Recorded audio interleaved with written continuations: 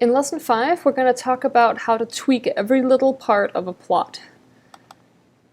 We have the same data we normally have, the ENCODE project's HMM results, and we're going to open the script in R. Lesson 5, tweaking everything. So yeah, we're going to talk about how to deal with text and axis labels, legends, color palettes, sizes, fonts, line widths, tick marks, grid lines, and background colors. So we're going to explore how to change all of these things in the plot so you can make it look exactly the way you want it to look. First thing we'll do is just read in exactly the same data that we've done before and do all these kind of fixes like reordering chromosomes, filtering, renaming types, and so on. And so we're just gonna base our exploration of the tweaking on the plots that we have made before. So the plot we made in the last lesson, this one. See, with the promoter, enhancer, insulator, chromosomes are in order, all the good stuff. So all these things are set. So you see how we figured it out once, and now we just copy these little bits of code that are the only parts we actually needed. A lot of stuff in between was just exploring whether it was working. And now we combine it all and it looks beautiful. So we just read that in and make the same plot every time. What we can do now is let's take a look at what the basic plot looks like. So that's this. One of the things we can do is to add labels. So notice here that the base is still the same. So this part is the same as above. And then you do this plus. It's almost like you're mathematically adding things to the plot. Labs means labels. And here we're saying I have a new label, title equals regulatory features by chromosome. If I run that now, then regulatory features by chromosome becomes the title of the plot. Before there was nothing there. Another thing we can do is add other labels. So here we're saying label for x-axis is chromosome, label for y-axis becomes count, and label for the fill color becomes feature. So yeah, the fill color over here is the type in the legend. And so look at how the labels change when I run this line. Great, yeah, so instead of being chrome in lowercase, it's now chromosome with the first capital letter. And over here, type became feature, and here, count with a small c became count with a big C. So that's great. And one of the things I like to do when I'm trying out a lot of different things, like let's say we want to save this plot as it looks right now and be able to add little tweaks to it. But if I want to change the main features of the plot, it's really easy to do that. So what I do is I save the plot itself to a variable called basic, meaning we haven't made a lot of changes to it. So if I run this, now if I actually run the line that just says basic here, this one, then it makes the plot. And now we can make little modifications to it without having to copy and paste all of this every time. We just write basic plus different things, as if we had stuck this part in where it says basic. It does the same thing. Yeah, so the first thing I changed here is I've added to the basic plot a theme called theme gray, which happens to be the default theme. And in addition to just having that default theme, I have changed one little thing. I have made the base size, which is the font size, into 20. And so these are now bigger. And that's true for all the text in the plot. All the text has now become bigger than it was before. And this only affects that one plot because we added it to that plot. So if we just run basic on its own now, we go back to having the small font sizes again. If you want to set a theme that will affect all of your plots, like if you're making a lot of different plots and you want them all to be in a similar style, like to all have the same font sizes and font families, meaning like Times New Roman or something like that, or have the same color scheme or something, then you can set the theme and then it'll affect all the plots that you make from then on. So here, just like we had theme gray base size 20, that goes in here, and you use the theme underscore set function with the theme you want in parentheses. So theme gray creates a theme, which has all these kind of properties. So if we run this on its own, that's the output I just got down here, where it has all these different characteristics that are set. And yeah, so there's a lot of different things that we can decide on. And all these are included in the theme by default, but if we want to change some of them, we can put it in here. So this is one example of that. So if we set the theme, then even though we're just saying basic on its own now, it has the larger font sizes again, because the theme has now been set, and that's going to affect anything I run after this. If you do want to recover the default theme, you just do theme set, and then do the default gray theme here, called theme gray. So if we run that, and now we run basic plot again, we're back to the smaller font size. I prefer having a somewhat larger text myself, so let's keep that from now on. Yeah. We'll do 16 for that. So that looks pretty good. We can now read it and see whether we're making other changes. Alright, so now it's time to look at color palettes. This is another really fun thing we can do, because we don't always want to be stuck with the same colors. It can look really boring. So let's explore what kind of colors we have. For this, we want a library called Color Brewer, or Our Color Brewer, which is a library that has a lot of different colors. So if we do display.brewer.all, it's going to show us all the different colors that we have available to us. And I'm just going to scoot this up here so it spreads out and we can actually see all the palettes. And the way I can use these is to say basic plus scale fill brewer, and then do palette equals one of these palettes. So set 1, pastel 1, this is yellow, orange, red, which is the top one up here, yellow, orange, red. Set 1 is this one over here, and pastel 1 is the one down here. I believe this one is really similar to set 1, but just lighter colors, so it's the pastel version of set 1. So we can try the plot with all these different kinds of colors. So this is a lot brighter and darker in a way than what we had before. You can also do pastel colors, that looks terrible. And we can do yellow, orange, red, and that also looks kind of funny. Or we can, instead of using the brewer with different palettes like that, we can also do it manually. So you can use scale fill manual, and here you just set values to whatever colors you want, and just make sure you have as many colors here as you actually have your fill types, which are these different features over here. So when we run that, we have assigned them green, blue, red, in whatever order they appear in the levels for that factor, if you remember that. There's also a function called colors, which is going to give you a bunch of different color names, and these are the ones you can put in instead of the green, blue, red. We can put in orchid 2 instead of one of these and see what happens. Now, what if I need a lot of colors? So here's one place where I might need a lot of colors. Let's say we switch around our X and our fill color so that now the X-axis is the type, the feature, and the fill color is now the chromosome. So now we need to have 23 different fill colors, and by default it does give us that, but it's this rainbow where, because they're ordered by the rainbow still, it looks kind of confusing. It's hard to see where the breaks are between them. You can kind of make it out, but it's not really ideal for seeing what's going on here. But if we try to use a normal color palette like we did up here, we can use like scale fill brewer. If we set a palette,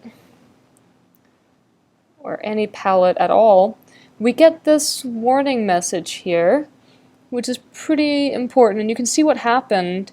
There are only 8 colors in the palette, and so for the other chromosomes, they don't get a color at all, and they actually don't even show up on the plot. So that's kind of a problem. What you can do is harvest the colors from a palette like this. So if you use brewer.pal, meaning like we take the brewer palette number, we do set 1, and this number 9 means I want to take all the 9 that there are from that palette. So yeah, there are only a total of 9 colors in that palette. So we can take fewer, but we can't take more. So if I try to do 10, it's going to give me a warning message and say the maximum, allowed maximum for palette set 1 is 9. And so 9 is the highest you can go here, unfortunately. So we can get 9 colors from palette 1, we can get 8 colors from palette 2, and we can get 9 colors from palette 3. And so these are the hex codes for those colors. If you want to see what the colors look like, instead of just trying to figure it out by decoding the hex IDs here, we can use a pie chart for this. So this is just kind of a fun thing to do here, where we say color equals the set of colors that you just made. And for the pie chart, we just need the length of that. So yeah, so here the pie chart is essentially trying to plot the numbers from 1 to 9 in this case, and the colors are palette 1 colors. So that's what we get. Beautiful. So this is a good way to check the colors, and we can check the colors for the other palettes as well. This one's more of a pastel, and this one's also kind of a pastel-ish palette. Now, just like we did the thing with the sequence of 1 to 22, and then put X and Y on top of that to get our list of chromosomes, we can also stick these 3 lists of colors together into one bigger list, like that. And now we have something that I've assigned to a variable called big palette. So now big palette contains 9 plus 8 plus 9 different colors. So we can make a pie chart of that as well and see all the colors. And they're still in the order in which they were before. So you have the darker colors here, the medium here, and then the more grayish pastel ones over there. But I can use these colors in my chromosome plot. And now the only problem is you still have the colors kind of lining up, so it looks like these colors are more solid on purpose, and it just looks a little bit funny. So if you want, you can shuffle those colors. So this is just kind of a trick. If you want, you can keep shuffling the colors, and they always line up a little differently, because this sample function grabs the big palette ones in a different order each time. See how they're always different? It's because it has some randomness in it. Or that's actually what that function is for. Sample is meant to take a random sample from big palette. So that's what it does. And so that's how we've just changed from taking the big palette to sampling and shuffling all the colors in the big palette. And we're using that for the plot now. So that looks better, but let's say you actually want your plots to turn out the same way every time. Like if you're using this color scheme across different scripts even, or you're making a bunch of different plots and you always want the chromosomes to have the same colors across those different plots, then what you can do is set the seed. And so this is gonna seem a little funny, but we're still theoretically sort of taking a random sample. But you see how it turns out to be the same every time over here. The plot always has the same colors in the same order. And that's because this is only really possible because we're messing up the randomness. We're setting the seed because any randomness in a computer is not actually random. The computer simulates randomness by using its internal clock and getting it down to the parts of a millisecond. And so because I'm running it at a slightly different time all the time, if I just run this part, I sample each time and I get something different because the clock in the computer has changed a lot since then. And even the slightest change in fractions of a millisecond are going to give a different result. So the computer tries to fake randomness by using its internal clock. And when we set the seed, we force it to take on a certain value. Instead of just using that internal clock, it uses a certain value instead of the clock. So we get not actual randomness, and that way it turns out the same every time.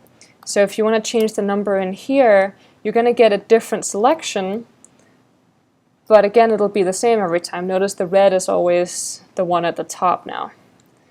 And so when you found the set of colors that you like the best, maybe you like the red being at the very top, then you can keep the seed the same. And you can put in any number here, and it'll figure out a new set of colors for you.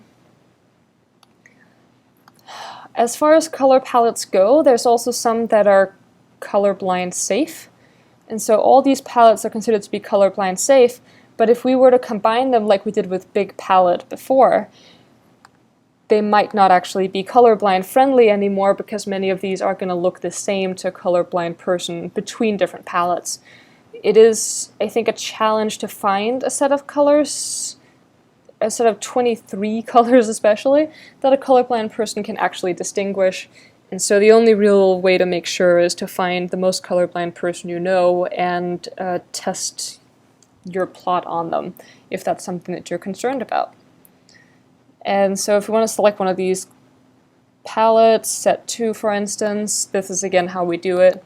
We take your plot, whatever you have, and plus scale fill brewer, that's how you change the fill color. And so that's the same thing we were doing before. So now we're done with the colors. Let's take a look at all the other little things that we can change about our plot. So I'm going to return to the default theme just now. And once again, that's theme set and then theme gray, which happens to also be the default. So if you want to bring it back to the normal one, we do that.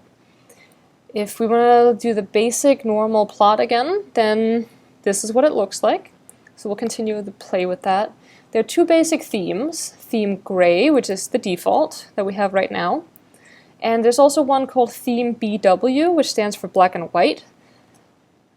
And so that's a slightly different version where the background is white. There's this black rectangle around the plot. And some other things also look like they've changed a little bit. Just the overall look of it has changed. But yeah, now it's black and white instead of gray. We can add to one of these themes, and I'm going to just keep adding to the gray theme since it's the one we happen to know the most. So that's the one that looks like this. And we can add to this theme by specifying certain things, like base size should be 24, and base family should be Times New Roman. So base size is actually the font size, and base family is the font family, like Times New Roman, Arial, Helvetica, one of those. And so this sets the fonts sizes and family for the entire plot. So see how all this has now become Times New Roman. Everything in the legend, the numbers on the axes, as well as the axis labels like count and chromosome, and the legend title like feature. If we had a title for the overall plot, that would also now be size 24 in Times New Roman. And so all those can be changed at once, but we can also set them separately. So this is one fun thing we can do. This one changes just the numbers on the axes. If you use axis.text, the numbers are now bigger, but everything else in the plot remains unchanged. We can also do the titles on the axis, so axis.title. And yeah, here we have to use this element text. Yeah, up here we didn't have to do that because we were making the change for the whole plot, and like, yeah, we were changing the theme itself, basically. but now we're trying to say that axis.text has to be text. And here you don't have any leeway on what this is, but if you're modifying something that is text, you need to say like axis.text equals this element text always needs to be there, and then inside the parentheses is where you can make your changes. So if you don't put anything in the parentheses, it'll just still be text and you won't have changed anything. If we do legend.title, that is also has to be text, and then the size here, we make that 20. So now the legend title is really huge. This one, the axis title, is really huge. And so these are the count and chromosome labels here. And we can also say we want to change the legend.text. So legend.title was this feature up here, and legend.text is promoter, enhancer, insulator here. And this is text with a size of 20 now, and family times New Roman. So you can change all these things individually, and these are the primary things you'd want to change. Now we're putting in so many things that it's useful to put them on separate lines, but see how here we're starting the parentheses? And one fun thing is at the bottom here in the console, it says plus, so it knows that you're not done yet because you just started opening a parenthesis. So if I keep going here, when I finally do the last ending parenthesis, now we're done. So now it actually runs everything. It can't run it until I've ended the parentheses, just because otherwise it doesn't know what it's going to do.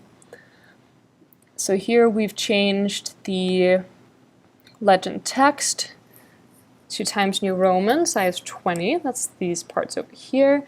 We changed the axis title, which is count and chromosome, to be really big, size 30. And axis text, which are the numbers, those have become size 20. So you can kind of mix and match and change all these different things either individually, like we did up here, or you can change several of them together if you feel like it. Whatever you want to do. So the point here is that it's extremely flexible and you can be very nitpicky and make it look like whatever you want it to look like. Another fun thing is in the theme, we can say panel background equals element rect. So before we had element text because all these labels are an object that is text, whereas the background is a rectangle object. So you have to say it's equal to element rect, and then in parentheses here again you make your changes. So normally it would be a gray color, and now you say fill equals pink. And so the fill color in the back becomes pink. We can also make the fill color white in the background. And so that's what that would look like. And now our axes also appear to be gone. So that's kind of fun. So that's the background color. Another thing we can change are the grid lines. For grid lines, there are major and minor grid lines. So I'll show you what these look like.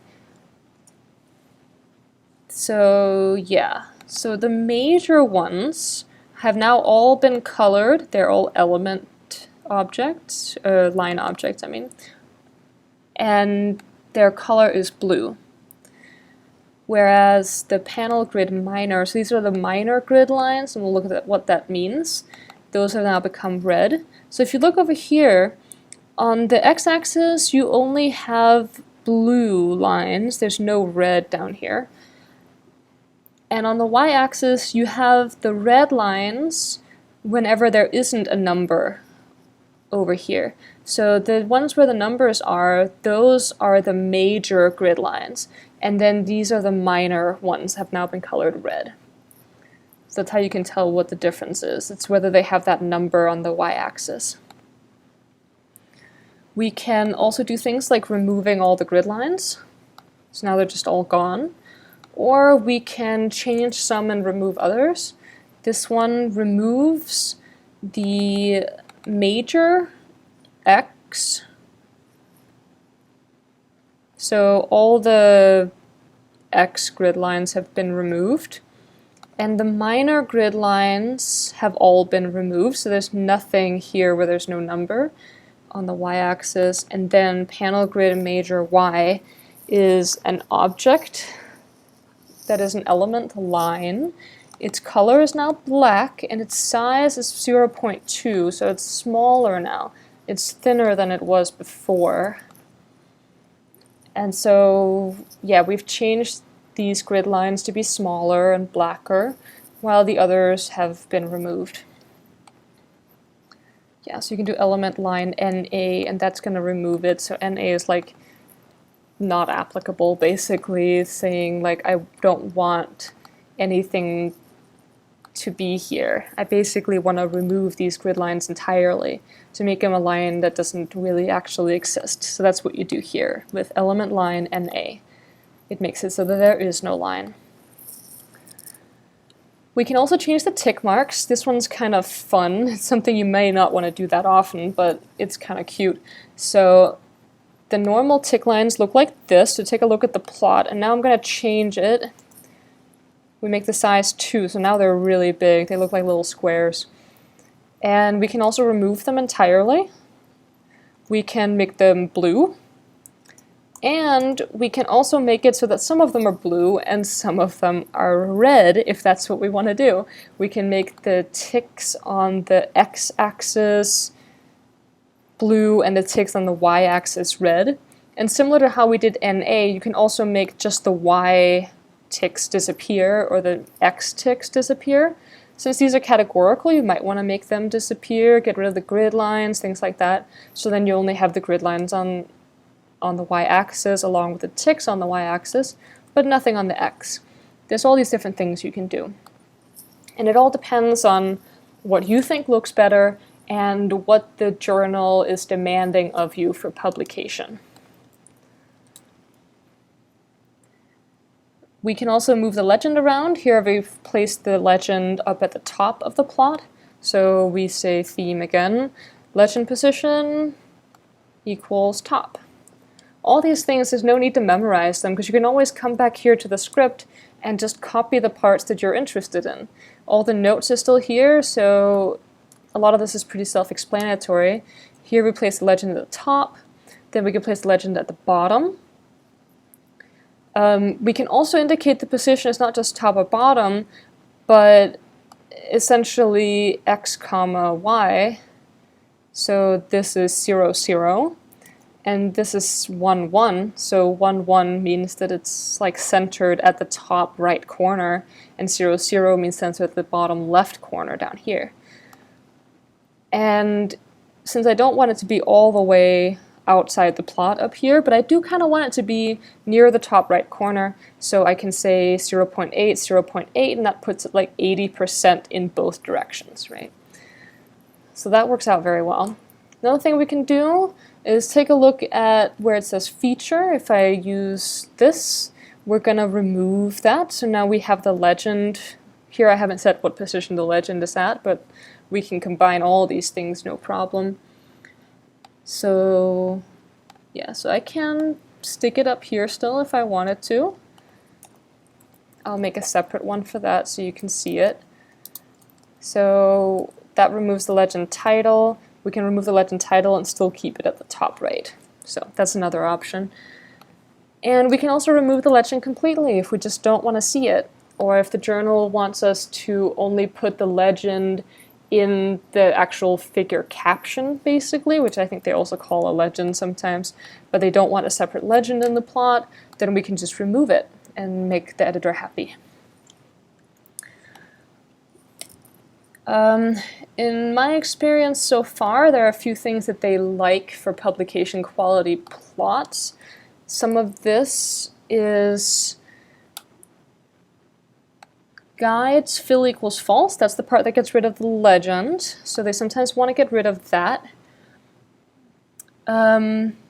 Here we're setting some of the axis lines, which are these right here. If you can see where I'm moving the mouse, we're going to set those to being to existing. We're going to have a background that doesn't exist, looks like, and then oh, this is for the Yeah, anyway, so let's just run all of that. Okay, I'm gonna have to edit that out. So often journal editors are gonna want to have a few different stylistic options here. And so this kind of encompasses some of these publication style demands that they have. Like, they don't often want a rectangle all the way around the plot. They want the background to be white so it blends in very nicely, and they don't usually want a gray background. And they don't want the rectangle around, but they do want these two lines on the X and Y axis. So we're going to keep those. We don't want a legend, and we probably want to change the text size so it's just a little bit bigger so it's easy to see. And so that's what the publication style kind of looks like. Another thing that we notice here, though, is that now it's extremely obvious, which was also true before, but now that we have this axis line down here, it looks like all the bars are floating above it in a very unnatural way. So we can use this scale y continuous expand little list of 0, 0, and this just stops the bars from floating above the x-axis. So don't really worry about what that means, but that's just a trick to bring the bars back down.